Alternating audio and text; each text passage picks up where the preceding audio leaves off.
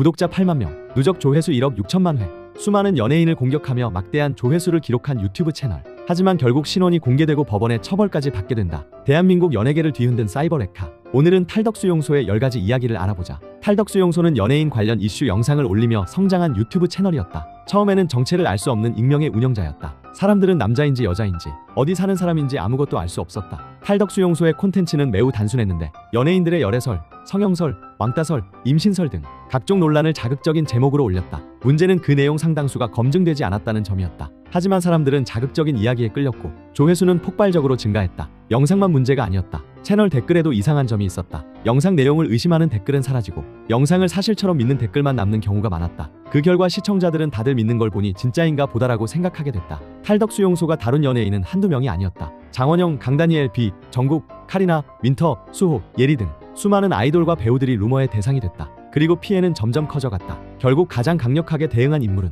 아이브 장원영과 스타쉽 엔터테인먼트였다. 장원영 측은 단순 경고가 아니라 본격적인 법적 대응에 나섰다. 많은 사람들은 익명 유튜버를 어떻게 잡느냐고 생각했다. 하지만 결과는 달랐다. 장원영 측은 미국 법원을 통해 유튜브 운영자 정보를 요청했다. 그리고 여러 차례의 정보 공개 절차 끝에 결국 운영자의 신원을 특정하는 데 성공했다. 익명 뒤에 숨어있던 사람은 여자 사람이었다. 이후 탈덕수용소는 각종 재판에 출석하게 된다. 재판장의 모습을 드러낸 운영자는 가발과 안경, 마스크로 얼굴을 가렸다. 취재진 질문에는 답하지 않았고 법원을 빠르게 빠져나가는 모습이 화제가 되기도 했다. 강다니엘 역시 탈덕수용소를 상대로 법적 대응을 진행했다. 결국 법원은 명예훼손 혐의를 인정하며 벌금 1,000만 원을 선고했다. 이는 검찰 구형보다도 높은 수준이었다. 법원 역시 사안의 심각성을 인정한 셈이었다. 이 사건 이후 상황은 달라지기 시작했다. SM 엔터테인먼트, 하이브, 어도어, 여러 연예기획사들이 사이버 레카에 대한 법적 대응을 강화했다. 탈덕수용소 사건은 유튜브 익명 계정도 책임을 질 수 있다는 선례를 남기게 된다.